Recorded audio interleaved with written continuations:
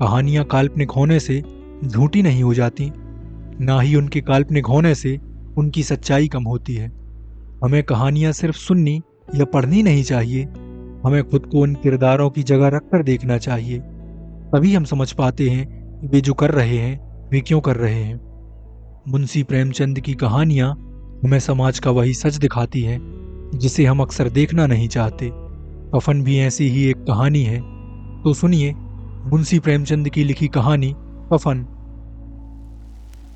झोपड़े के द्वार पर बाप और बेटा दोनों एक बुझे हुए आलाब के सामने चुपचाप बैठे थे और बेटे की जवान बीवी बुधिया प्रसव वेदना में पछाड़ खा रही थी। रह रहकर उसके मुंह से ऐसी दिल हिला देने वाली आवाज निकलती थी, दोनों कलेजा थाम लेते थे। जाड़ों की रात थी, प्रकृति सन्नाटे में डूबी हुई, सारा गांव अंधकार में लय हो गया था। भीसू ने कहा, मालूम होता है बचेगी नहीं, सारा दिन दौड़ते हो गया, जा देख तो आ। माधव चिढ़कर बोला, मरना ही है तो जल्दी मर क्यों नहीं जाती, देखकर क्या करूं। भीसू बोला, तू बड़ा बेदर्द है बे, साल भर जिसके साथ सुख चैन से रहा उसी के साथ इतनी बेवफाई। माधव बोला, तो मुझसे तो उसका तड़पना और हाथ पांव पटकना नहीं देखा जाता। भीसू और माधव दोनों कामचोर और बदनाम थे। भीसू एक दिन काम करता तो 3 दिन आराम करता और माधव आधा घंटा मजदूरी करता तो घंटों चिलम पीता। जब बहुत भूख लगती तो किसी के खेत से आलू मटर उखाड़ लाते या लकड़ियां बेचकर पेट भर लेते। गालियां खाते, मार खाते और चिंता से दूर रहते। बुधिया के आने के बाद ही इस घर में कुछ व्यवस्था आई थी। वही उन्हें काम पर भेजती, वही डांटती। आज वही औरत प्रसव वेदना में मर रही थी और ये दोनों इसी इंतजार में थे कि वह मर जाए तो आराम से सोएं। भीसू ने आलू छीलते हुए कहा, जाकर देख तो क्या दशा है उसकी, चुड़ैल का फिसाद होगा और क्या, यहाँ तो ओझा भी 1 रुपए मांगता है। माधव बोला, मुझे वहां जाते डर लगता है।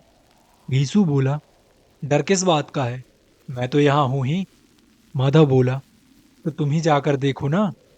भीसू बोला, मेरी औरत जब मरी थी तो मैं 3 दिन तक उसके पास से हिला तक नहीं था, और फिर मुझसे लजाएगी कि नहीं, जिसका कभी मुंह नहीं देखा, आज उसका उंगड़ा हुआ बदन देखूं। माधव बोला, मैं सोचता हूँ कोई बाल बच्चा हो गया तो क्या होगा, सौंठ, गुड़, तेल कुछ भी तो नहीं है घर में। भीसू बोला, सब कुछ आ जाएगा, भगवान दें तो। जो लोग अभी 1 पैसा नहीं दे रहे हैं वे ही कल बुलाकर रुपया देंगे। दोनों गरम गरम आलू निगलते रहे। जबान जलती, आंखों से पानी निकल आता, पर भूख ठंडा होने का इंतजार नहीं करने देती। भीसू को ठाकुर की बारात का पुराना भोज याद आ गया। वह बोला, वह भोज नहीं भूलता, तब से फिर उस तरह का खाना और भरपेट नहीं मिला। माधव बोला, अब हमें कोई ऐसा भोज नहीं खिलाता। भीसू बोला, अब कोई क्या खिलाएगा, अब तो सबको किफायत सूझती है। दोनों खाकर वहीं अलाव के सामने धोतियां ओढ़े सो गए, जैसे 2 अजगर पड़े हों, और अंदर बुधिया भी कराह रही थी। सवेरे माधव ने कोठरी में जाकर देखा तो उसकी स्त्री ठंडी हो चुकी थी, मुंह पर मक्खियां भिनक रही थीं, आंखें पथरा गई थीं और उसके पेट में पल रहा बच्चा भी मर गया था। माधव दौड़ता हुआ घीसू के पास आया। दोनों जोर जोर से रोने और छाती पीटने लगे। पड़ोसी आए, पुरानी मर्यादा के अनुसार समझाया बुझाया, पर अब कोई रोने का समय नहीं था। कफन और लकड़ी की फिक्र करनी थी। घर में पैसा ऐसे गायब था जैसे चील के घोंसले में मांस। बाप बेटे रोते हुए जमींदार के पास पहुंचे। वह इन दोनों से नफरत करता था। उसने पूछा, क्या है बेगिसुआ, रोता क्यों है, अब तो तू कहीं दिखलाई भी नहीं देता, मालूम होता है इस गांव में रहना नहीं चाहता। घीसू जमीन पर सिर रखकर बोला, सरकार, बड़ी विपत्ति में हूं। माधव की घरवाली रात को गुजर गई, रात भर तड़पती रही सरकार। हम दोनों उसके सिरहाने बैठे रहे, दवा दारू जो कुछ हो सका सब कुछ किया, मगर वह हमें दगा दे गई। अब कोई एक रोटी देने वाला भी न रहा मालिक, तबाह हो गए, घर उजड़ गया। आपका गुलाम हूँ, अब आपके सिवा कौन उसकी मिट्टी पर लगाएगा? सरकार ही की दया होगी तो उसकी मिट्टी उठेगी। जमींदार का जी भीसू पर दया करने को नहीं हो रहा था, पर यह डांट फटकार का वक्त भी नहीं था। झुंझलाकर 2 रुपए निकाल कर फेंक दिए। न कोई तसल्ली, न एक शब्द। जब जमींदार ने दे दिया तो बनिए महाजन कैसे मना करते। किसी ने 2 आने दिए, किसी ने 4। 1 घंटे में 5 रुपए इकट्ठे हो गए। कहीं से लकड़ी मिल गई, कहीं से अनाज। दोपहर को घीसू और माधव बाजार से कफन लाने चल पड़े और इधर लोग बांस काटने लगे। गांव की नरम दिल औरतें लाश देखने आती, 2 बूंद आंसू गिराकर चली जाती। बुधिया चुपचाप पड़ी थी, जैसे अब किसी से कोई शिकायत न हो। बाजार में पहुंचकर घीसू बोला, लकड़ी तो उसे जलाने भर को मिल गई है, क्यों माधव? माधव बोला, हाँ, लकड़ी तो बहुत है, अब कफन चाहिए। घीसू बोला, तो चलो कोई हल्का सा कफन ले लें। माधव बोला, हाँ, और क्या, लाश उठते उठते रात हो जाएगी, रात को कफन कौन देखता है। घीसू बोला, कैसा बुरा रिवाज है कि जिसे जीते जी तन ढकने को चीथड़ा भी ना मिले, उसे मरने पर नया कफन चाहिए। माधव बोला, कफन लाश के साथ जल ही तो जाता है। भीसू बोला, और क्या रखा रहता है, यही 5 रुपए पहले मिलते तो कुछ दवा दारू कर लेते। दोनों एक दूसरे के मन की बात ताड़ते हुए बाजार में इधर उधर घूमते रहे। तरह तरह के कपड़े देखे, पर कुछ ना लिया। शाम होते होते दोनों न जाने किस दैवी प्रेरणा से एक मधुशाला के सामने जा पहुंचे और अंदर चले गए। भीसू ने गद्दी के सामने जाकर कहा, साहू जी, एक बोतल हमें भी देना।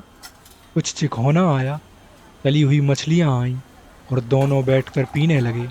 कई कुज्जियां पीने के बाद दोनों सुरूर में आ गए। भीसू बोला, कफन लगाने से क्या मिलता, आखिर जल ही तो जाता, कुछ बहू के साथ तो ना जाता। माधव आसमान की ओर देखकर बोला, दुनिया का दस्तूर है, नहीं लोग बामनों को हजारों रुपया क्यों दे देते हैं? कौन देखता है परलोक में मिलते हैं या नहीं? भीसू बोला, बड़े आदमियों के पास धन है, फूकें, हमारे पास फूकने को क्या है? माधव बोला, लेकिन लोगों को जवाब क्या दोगे? लोग पूछेंगे नहीं, कफन कहाँ है? घीसू हंसा, अबे, कह देंगे कि रुपये कमर से खिसक गए, फिर वही रुपये देंगे। माधव भी हंसा और बोला, बड़ी अच्छी थी बेचारी, मरी तो खूब खिला पिला कर। घीसू ने पूरियां, चटनी, अचार, कलेजियां मंगवाई। पूरा 1.5 रुपया खर्च हो गया। थोड़े से पैसे बच रहे। दोनों ऐसे खा रहे थे जैसे जंगल में कोई शेर शिकार उड़ा रहा हो। न जवाबदेही का डर, न बदनामी की चिंता। घीसू बोला, तुम्हारी आत्मा प्रसन्न हो रही है, क्या उसे प्रसन्नता न होगी? माधव ने सिर झुकाकर कहा, जरूर से जरूर होगी। आज जो भोजन मिला वह कभी उम्र भर ना मिला था। थोड़ी देर बाद माधव बोला, क्यों दादा, हम लोग भी एक ना एक दिन वहां जाएंगे ही। भीसू कुछ ना बोला तो माधव कुछ देर बाद फिर बोला, जो वहां वह हम लोगों से पूछे कि तुमने हमें कफन क्यों नहीं दिया, तो क्या कहोगे? भीसू ने कहा, कहेंगे तुम्हारा सिर। माधव ने कहा, पूछेगी तो जरूर। भीसू ने कहा, तू कैसे जानता है कि उसे कफन न मिलेगा? उसे कफन मिलेगा और बहुत अच्छा मिलेगा। कौन देगा? वही लोग देंगे जिन्होंने अब की दिया। भरपेट खाकर माधव ने बची पूरियां एक भिखारी को दे दी। भीसू बोला, ले जा, खूब खा और आशीर्वाद दे, बड़ी गाढ़ी कमाई के पैसे हैं। माधव बोला, वह बैकुंठ में जाएगी दादा, बैकुंठ की रानी बनेगी। भीसू बोला, हाँ, बैकुंठ में जाएगी, वह न जाएगी तो क्या ये मोटे मोटे लोग जाएंगे? थोड़ी देर बाद माधव रोने लगा, मगर दादा, बेचारी ने जिंदगी भर बड़ा दुख भोगा। भीसू ने समझाया, क्यों रोता है बेटा, खुश हो कि वह माया जाल से मुक्त हो गई, जंजाल से छूट गई। बड़ी भाग्यमान थी जो इतनी जल्द माया मोह के बंधन तोड़ दिए। और दोनों खड़े होकर गाने लगे, ठगनी क्यों नैना झमकावे, ठगनी, ठगनी क्यों नैना झमकावे, ठगनी। पियक्कड़ों की आंखें इनकी ओर लगी हुई थीं और यह दोनों अपने दिल में मस्त गाए जाते थे। फिर दोनों नाचने लगे, उछले भी, कूदे भी, गिरे भी, मटके भी, भाव भी बताए, अभिनय भी किए और आखिर नशे में मदमस्त होकर वहीं गिर पड़े।